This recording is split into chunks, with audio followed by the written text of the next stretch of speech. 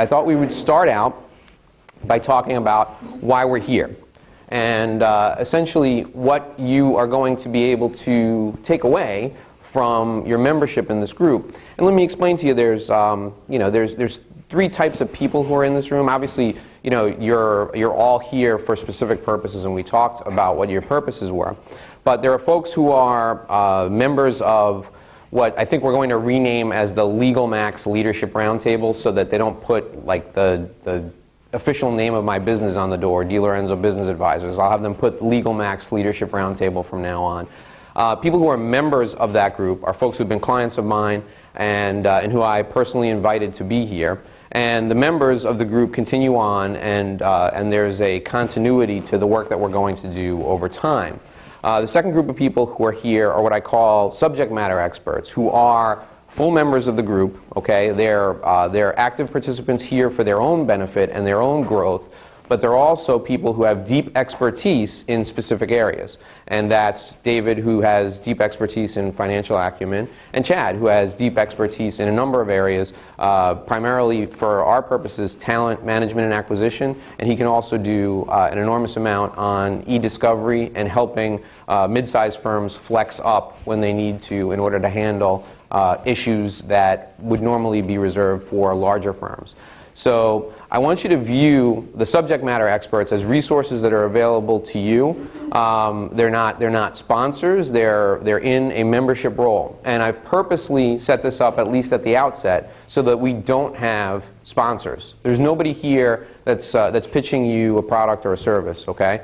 And I want you to feel completely comfortable sharing everything that you're going to share with the group, because there is a confidentiality covenant that we're all going to be bound by. The third type of person who's in this room, and I'm very pleased that we have Lawrence and Steve here. They're observers. They're folks who have expressed an interest in who we are and what we do. And I will invite between probably 3 and 5 people to observe at any given meeting. They've invested not only their time, but they've invested financially in being here. And they want to understand what leadership in a law firm is all about. And I'm happy to welcome them and have them here to join us. So as observers, they're not going to be put on the spot to present. If they choose to become members, then they will be put on the spot as often and as frequently as we can. So just so you know kind of who's in the room. All right, so your personal growth is, you're making an investment in your personal growth by being here. And the dividends that will pay off are phenomenal over the long term. And that is an investment that is both a long-term and a short-term investment. So my goal for you, from a personal growth standpoint, is to be able to take one thing away from this meeting today that you can implement tomorrow, okay?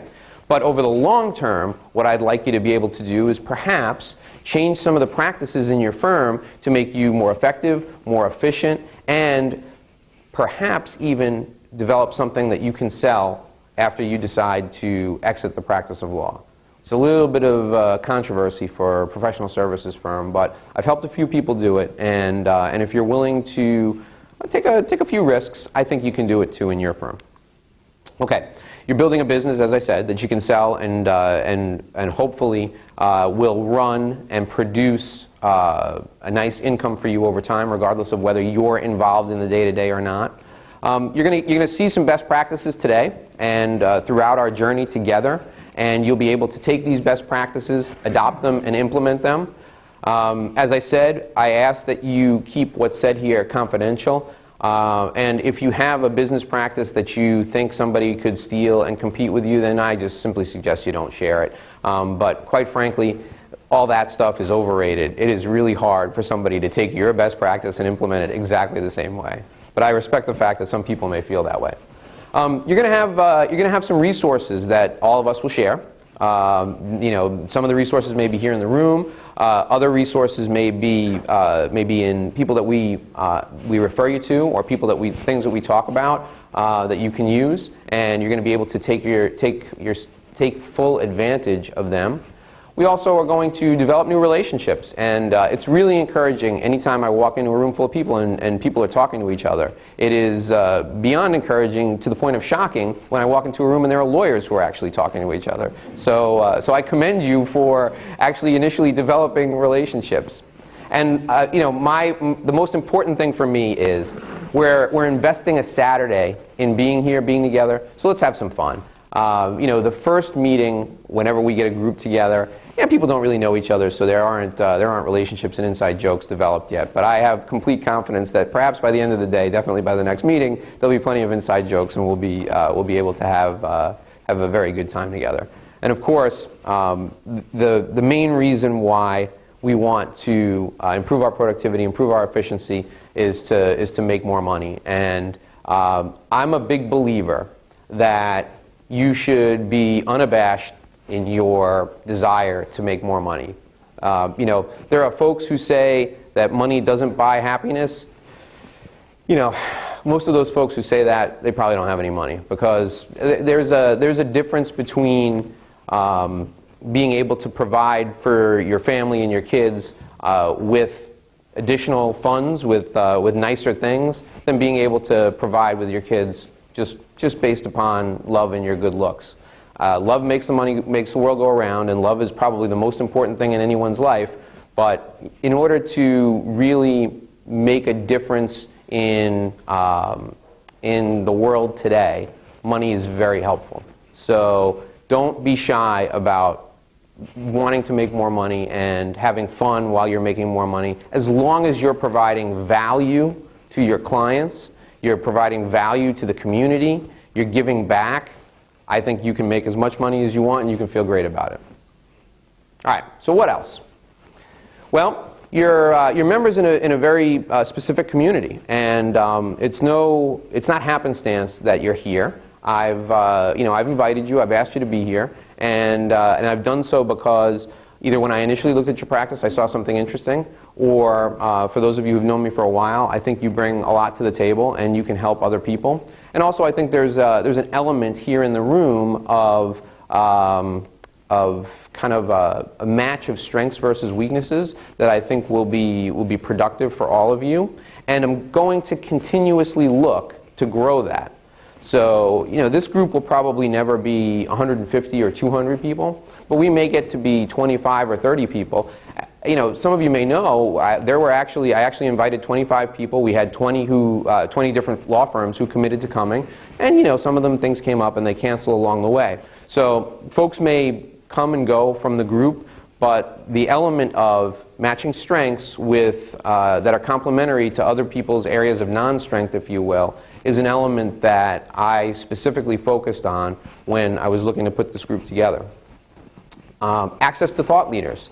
You know, today we're going to have Chad and David here, and they're going to be with us throughout our time together. Gary Rosen's going to be here, and he can tell you what it's like to jump in to a law firm kind of midstream and have to. You know, he took that job because he thought he was the best person available, and his partners did too, and he didn't, I think, fully understand what he was getting into. So you have access to these people, and we're going to introduce you to different people like that along the way, and you have access to them forever afterwards if you choose to nurture those relationships. You get a nice strategic retreat times 4, so there's 4 opportunities, and we're going to try and create really nice experiences for you all along the way at each of the meetings. So our next meeting is in San Diego, and it is I think it's the 5th, right? Is it May 5th? That's Saturday of that weekend. I'll look on the calendar when we announce it. May 3rd, I'm sorry. May 3rd, apologize. And it's at the JW Marriott Marina, which is a really nice hotel. And if the group gets a little bit bigger, we'll start doing some organized activities. With that meeting, the day after that, the Sunday, if you want to stick around, I'm going to do a marketing seminar that's open to the public. You guys, as members of the group, can come to that free of charge. So it's a half day. So if you come for the Saturday meeting, stay over for Sunday morning. First thing in the morning, we'll do the marketing seminar. It'll be over by lunchtime. And then if you want to fly home or stick around and enjoy the hospitality, you can. I'll make that announcement a couple more times just so that you know. Ideas. This is going to be an incubator for ideas, and we're going to really set it up like a think tank, if you will. And I'll talk more about that in a minute. But you should be able to take away from this at least one, hopefully several great ideas that you can implement that can help you grow your law firm and do it in a way that will allow you to get home on time for dinner every night. A focus on action. I'm going to set up an accountability system that will ensure that you take action as you come away from these meetings, because ideas without action are absolutely worthless. So my hope is that we're going to set up this system, and between the system and your access to me, you will take some action that will really make a difference in your firm. And the library. This is one of the things that I'm really, really excited about.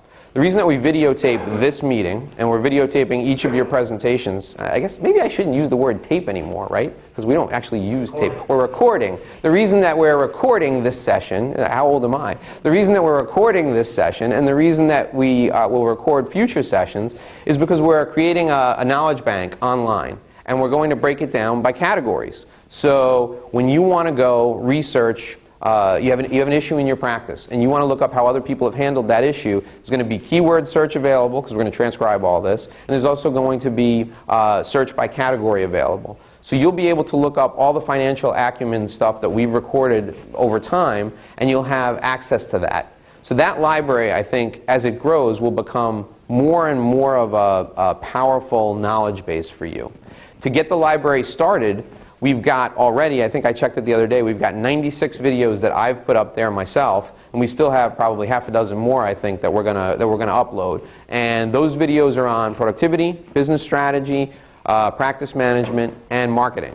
So I will turn that system live on April 1st, because that gives me 2 weeks to make sure it's organized. And Jeff will probably have these videos up there and available within 3-4 weeks of this meeting. He's going to cut them down. We'll categorize them, get the transcripts done, and put them up. So you'll have this as a resource, and you'll have all the future ones as a resource. Now, for those of you who may be sharing some information that you don't want put on video in your presentation, or those of you who just are uncomfortable being on video, not a problem.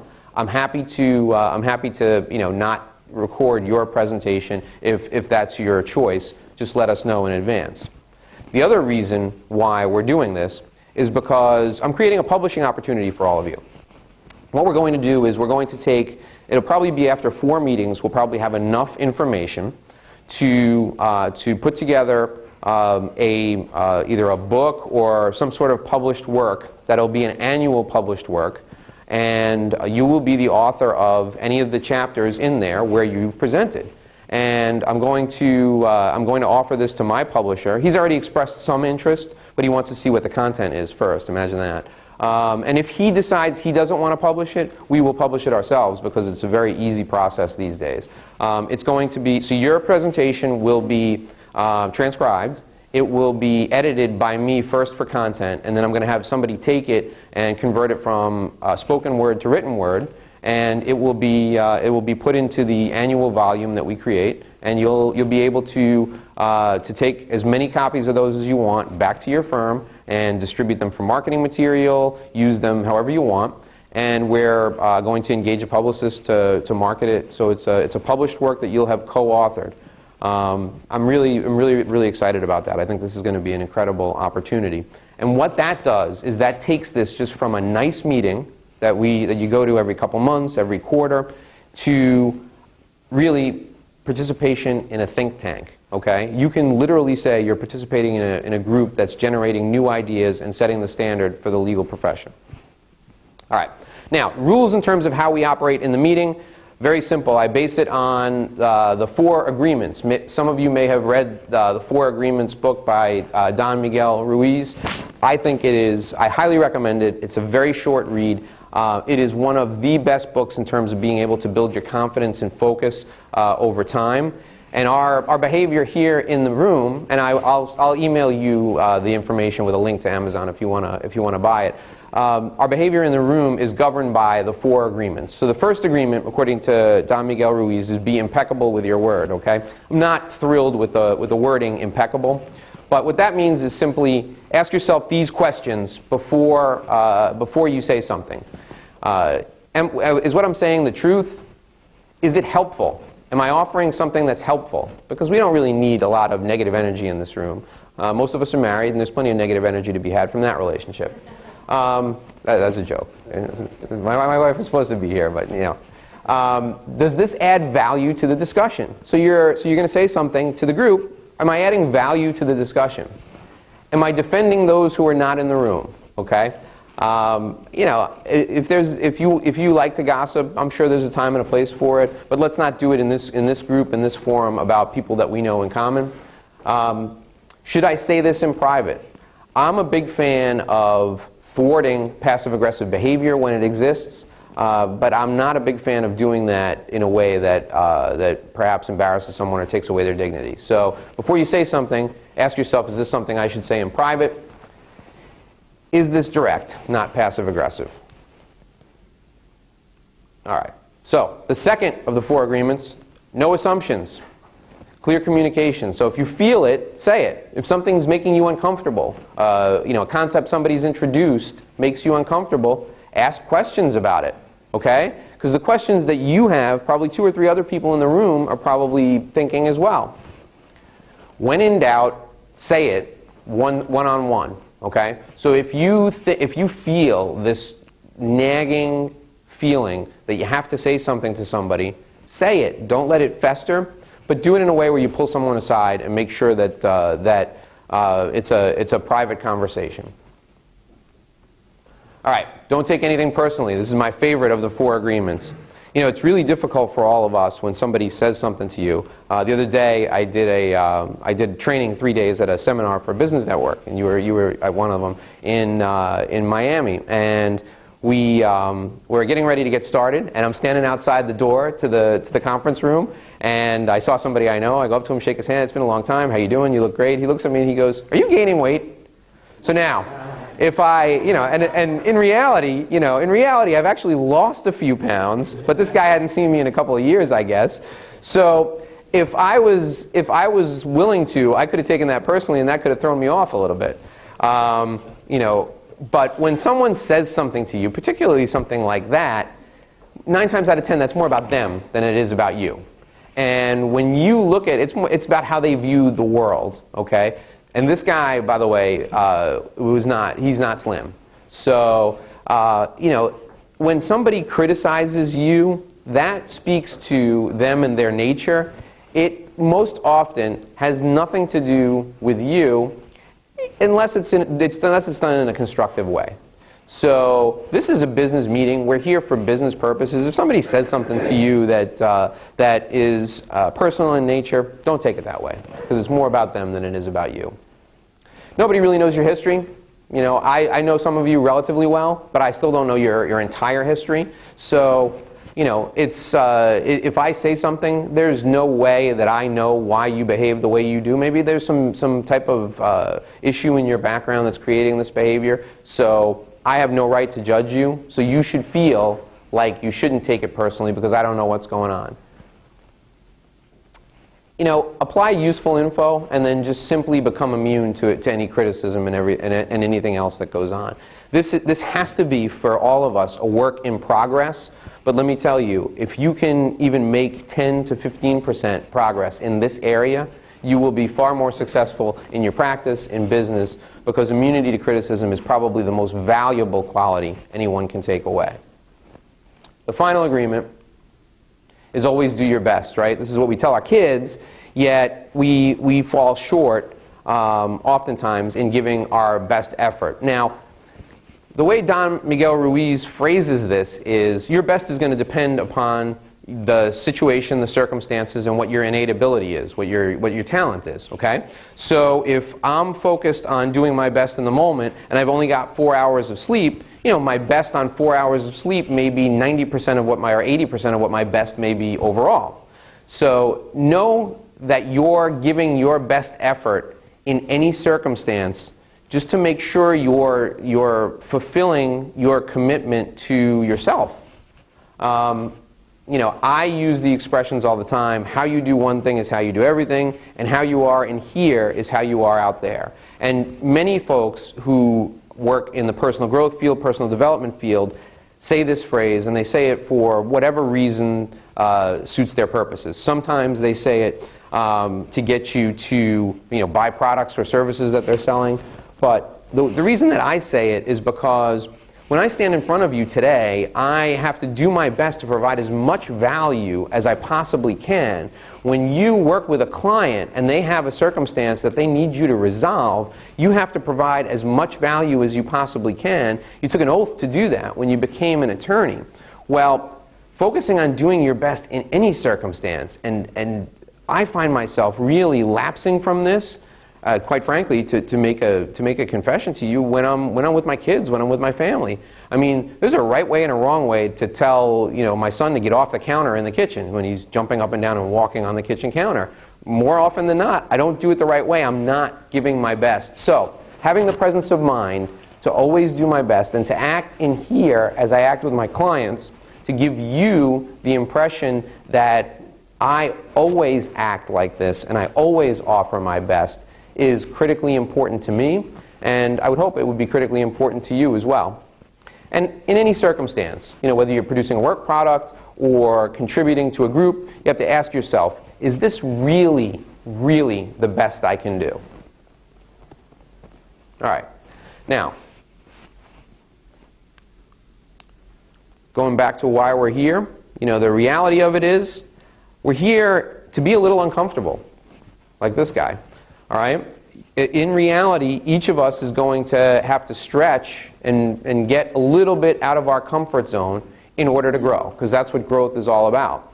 So today, while we are together, I ask you just to kind of suspend disbelief about some of the things that have been, some of the things that have been become paradigms in your life, some of the things that have become paradigms in your practice, and really focus on what you can do to get out of your comfort zone, to be uncomfortable, and to grow and to develop. Now, along those lines, what we're going to do is, for our next meeting, you guys are going to be broken down into what I call project groups or work groups. And you're going to focus on some specific, doing some research and developing some specific takeaways that not only members of this group can use, but also people can use in the practice of law in the future. Now, here's the groups and how they're going to break down. And when we take our first break, if you'd like, you can change your seats so that you guys can get to know one another, okay? Chad and Rick, I'd like you guys to work together. And what I'd like you guys to work together on, and at the next meeting you'll present together, okay? And you can work together via distance. There's all kinds of tools out there, and you guys are both familiar with these tools, so I think this is a great pairing. You guys are going to work on what I call a David and Goliath project.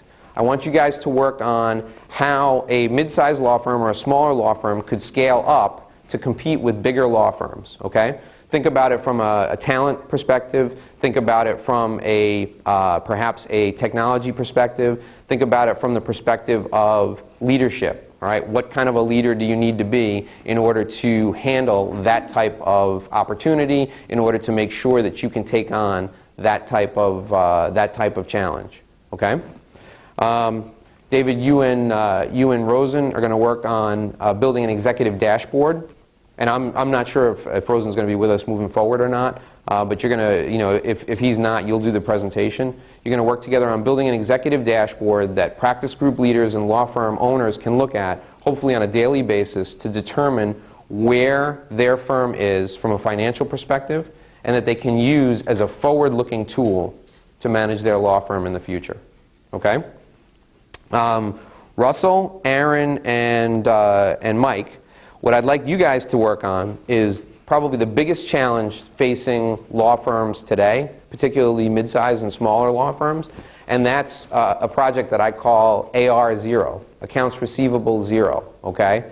I want either a checklist, a procedure, a set of practices that we can focus on and that we can help other lawyers focus on that will eliminate days sales outstanding, DSO, which I can have David explain, or the amount of accounts receivable outstanding to as close to zero as possible. This is an epidemic that is rampant in the practice of law, and it doesn't need to be.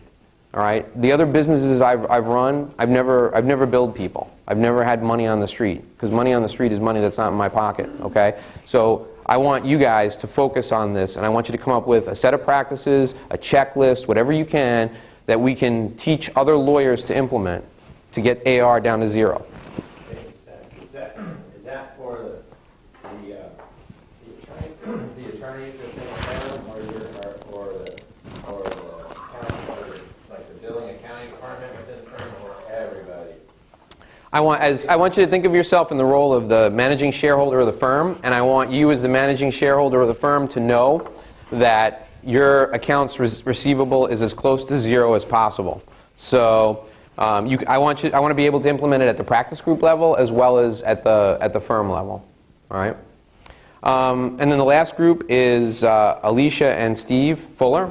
I'm really excited about this because I think you guys could be this could be very powerful. I want you to focus on creating a rational decision flowchart or checklist. Okay, you guys are both really good at this. I know from speaking with you, and I think you guys, if you put your heads together, could come up with something that people could use either before they buy or sell a practice, that they could use before they make a big decision to move an office, that they can use for any major decision in their firm or in their, even in their lives.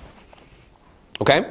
So what you're going to do is you get together however you like, via Skype or a webinar or however, and put something together that, and I'm available as a resource for you to help pull this together. And what I'd like you to do is I'd like you to create a presentation that can be any length, okay, for the next meeting. Make it any length that you want.